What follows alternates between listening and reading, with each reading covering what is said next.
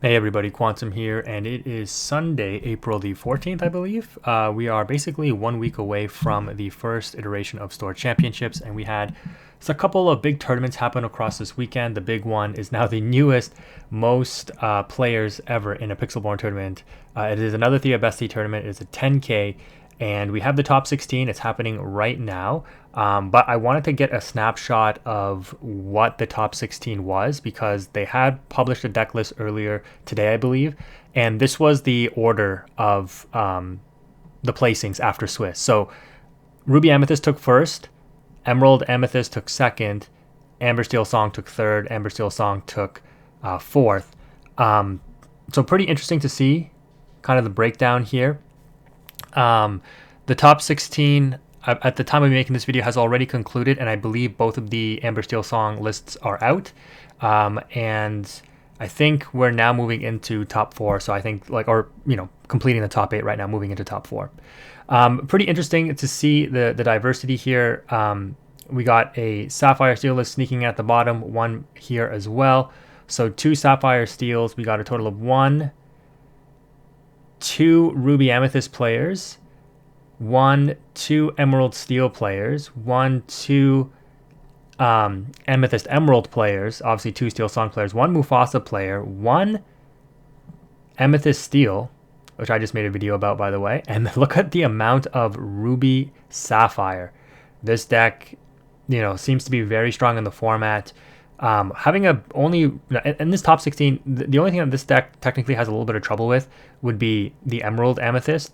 The Ruby Amethyst can still give it some trouble, of course, just like it did in set 2, but the matchup is much better for Ruby Sapphire now with the introduction of Lucky Dime. So let's just go ahead and take a look at a couple of these lists. Let's take a look at the first place after Swiss, first place list, I guess, after Swiss, like I said, Ruby Amethyst list. So we've got 4 Queen's Castle, 1 Maui's Fishhook, 2 Teeth and Ambitions. So this looks pretty standard even to like my list. The nice tech option here is instead of like 2 Pinocchios or something, they're opting for 1 Pinocchio and 1 Jim Hawkins, which is a nice like air quotes turbo option because you're playing the 4 Queen's Castle. Most of the time this will just be ink. In certain matchups, this card with the Queen's Castle can be very, very good as a tempo swing for you. Only 2 of the upper end removal in the Lady Tremaines and the Madame Medusa, and a total of 1, 4, 5, and then 9, 13 on Inkable. So relatively low on Inkable count for Ruby Amethyst. Pretty nice to see. 4 Crab, 4 Stylish Surfer, only 2 Sorceress. So again, if you looked at my list, I talked about maybe you would include this, maybe you don't, or you can include just like a couple of copies, 2 or 3. But I think this card, it always will have a place technically if you can find room for it. But very interesting list, pretty standard across the board here. These lists are more or less solidified. The Maui's Fishhook is now considered a tech option, Teeth and Ambitions a tech option, Jim Hawkins and Pinocchio as tech options as well. And then how many copies of these you play is also kind of like a tech option as well. Let's go ahead and look at the Emerald Amethyst list here. 2 Chernobog followers, 4 Merfolk, 4 Rafiki. So again, pretty standard. These lists are all kind of consolidating to be pretty much all the same. 1 Pinocchio once again being teched in as a tech option, 4 Deceiver, 3 Kit Cowd Clicker, 4 Fox, 3 Sorceress, 3 Crab, 4 Deceiver. Also again, very, very low to the ground. Everything basically costing less than 4, except for these 2 Yzmas. And then your song package for the Ursula Deceiver of all. Very, very, very standard list, to be honest. The only tech option is the 1 Pinocchio, which is decent considering you play the Mim cards, mainly Mim, Fox, and the Crab here. So Pinocchio can help deal with a big threat. I don't know. I think it's a big risk playing this list right now because you run into any steel, you're in big trouble. But they managed to dodge the Amber Steel players in top cut here, so we'll see. Brandon DeCanio, 2-time winner of the pack tournaments by the Thea Bestie team there. Going with 62 cards, so cut it down from 66, which was his winning list last time. Beast, Tragic Heroes, Rapunzel's, Benjas, Ariel, Stitch, Carefree Surfer, only 3 of each of these. Interesting. In my build, I was kind of considering 3, but I think 2 is probably a little bit better in my opinion. But again, he's a better deck builder and player than me. Still opting for those lanterns, which I am kind of a fan of.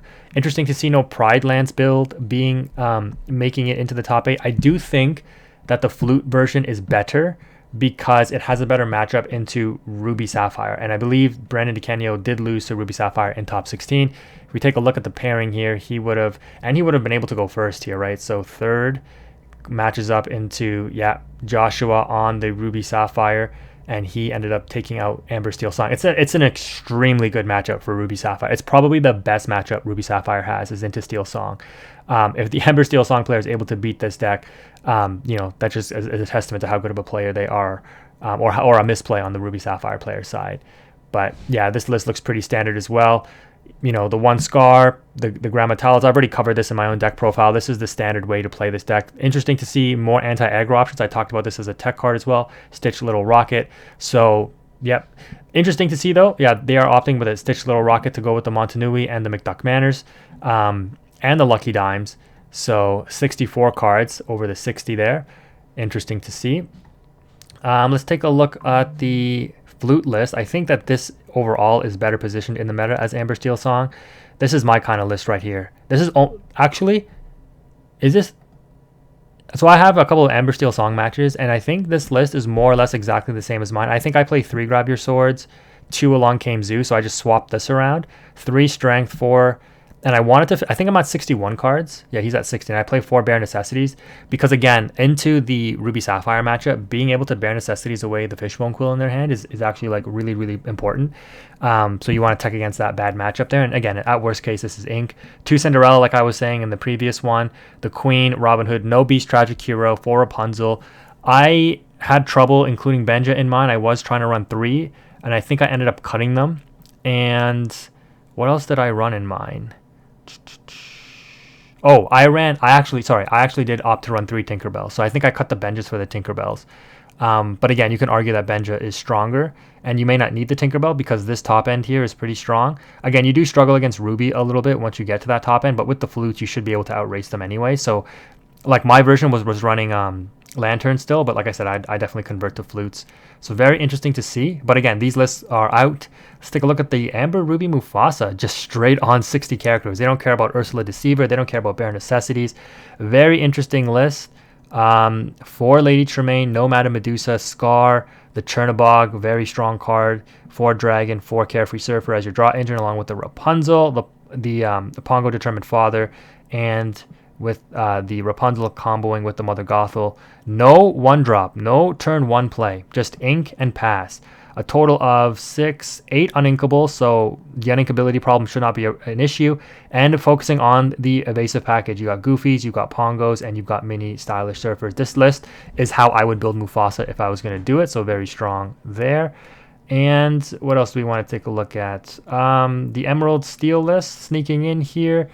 Opting for the Tiana. If you watched my recent Ruby Amethyst video, you saw that Emerald Steel has started to tech this card in on their discard lists, because once it's exerted, it prevents the board wipe of top decking a Be Prepared, which I did lose to, which I didn't have to lose to. I could have won, and again, watch that video. It's on the channel there, or maybe even linked in the description or in the info card or something like that.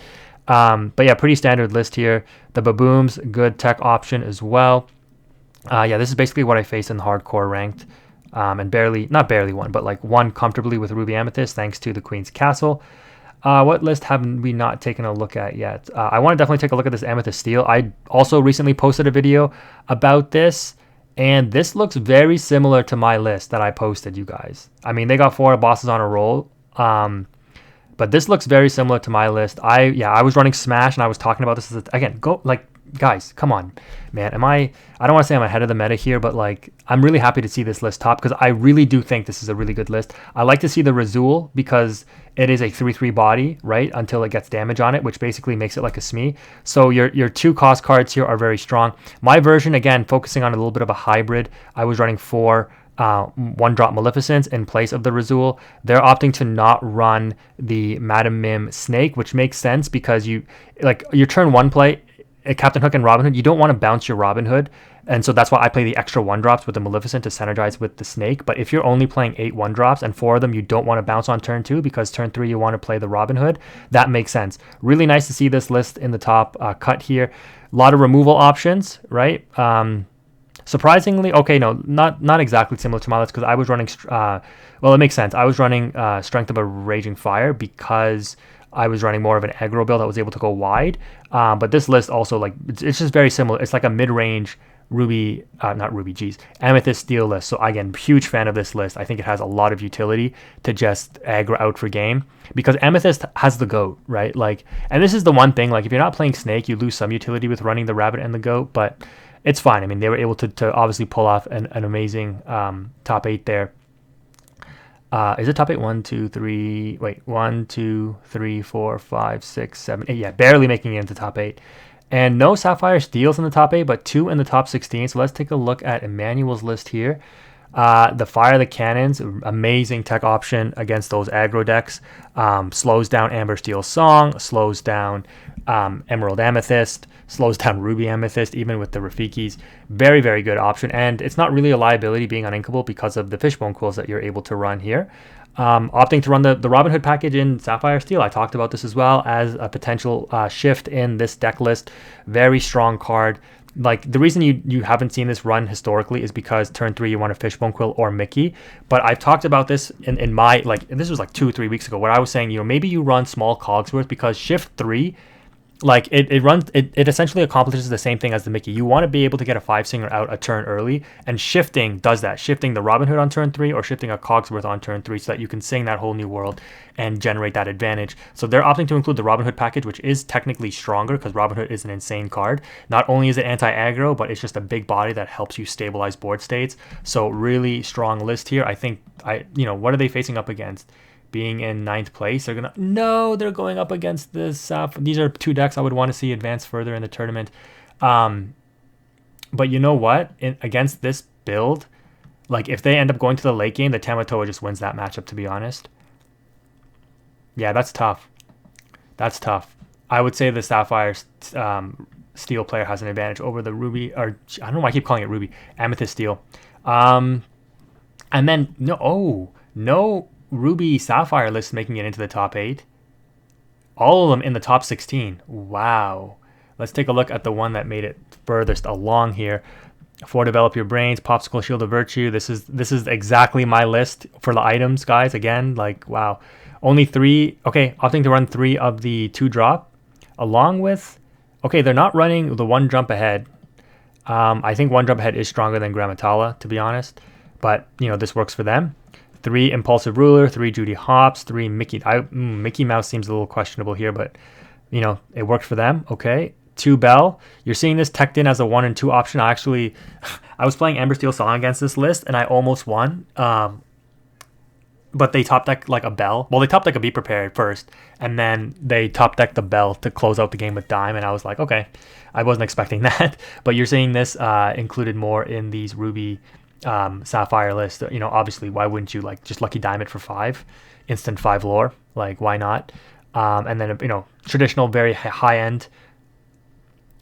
The thing with this deck, like, if you shut down their Hiram engine, where's their draw coming from? So that's something to be aware of. Like, obviously this deck is very good into steel, but against non-steel decks, it's kind of a liability. I just want to take a look at one more of these lists before we kind of close it out. Yeah, again, all these lists are going to be pretty standard. Interesting to see the inclusion of McDuck Manners in these lists again. I think this card is more of a liability than anything in some of the tougher matchups. Like, I would opt not to include it just because it makes the Ruby Amethyst match a little bit harder to win, in my opinion. And I want to see the other Ruby Amethyst list here. So Olaf, Rafiki. Okay, For Maleficent. No Minnie Mouse Surfer. Interesting. Opting for more of a control-heavy build here with this top end. Very nice, actually. I'm kind of a fan. 2 Pinocchio to combo with the Scar and the Mauis. Okay, a lot of removal on the top end. You've got the goats, the crabs. Yep, the fox. Pretty standard here. Like, the Pinocchio gets a lot of value, obviously, off the Rafiki. So it seems like the format has kind of shifted back to this instead of Last Ditch Effort. Both are good. Don't need to maybe go into it in this video, but the reason why Latch Ditch Effort would be considered good is because you can Latch Ditch Effort on turn 3 any of these cards, and they all become removal for anything X and 3. Whereas to use the Pinocchio, you have to either have Rafiki on turn 1 or be able to Madam Mim Snake and bounce back your, like, Olaf, so that on turn 3 you can Pinocchio. Because you need, like, an X and 3 body or sorry, a 3 and X body. Like you need a snake that has 3 strength, or the Rafiki that gets Challenger 3 in order to out an X and 3 threat on the opponent's turn 3. But yeah, Pinocchio works extremely well with like Crab and Fox and everything like that. So really nice list here. Only 3 Be Prepared. Again, if you watched the video I posted yesterday, before these deck lists were published, mine had 3 Be Prepared as well.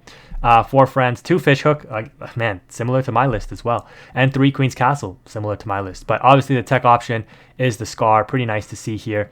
This card is pretty good because, you know, they were I don't know if they were reading the meta or just ahead of the meta, but the reason why this is nice is because if you're seeing McDuck Manners be used more in the Sapphire lists, this card comes down, takes out a couple characters, and then ends with dealing a bunch of damage to a McDuck Manor or taking it out in combination with something else.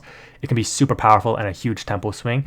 And instead of a 4th Be Prepared that gets ripped with Ursula, why not tech in the Scar, which kind of can do the same thing. So I think that was the thinking there. Very smart by this player, and obviously they did very well in the top 16. So this was a snapshot of the top 16. I'll probably do another video after this to kind of summarize the final results of all of these tournaments. There was also a 5K in Atlanta. I don't know if this already finished, but Emerald Steel taking that one over the Ruby Amethyst list there, it looks like, but we can always look at that a little bit later. Anyways, guys, that's going to wrap it up for this video. If you made it this far, thank you again for watching. Let's see how this tournament concludes, so stay tuned for that if you want the breakdown there.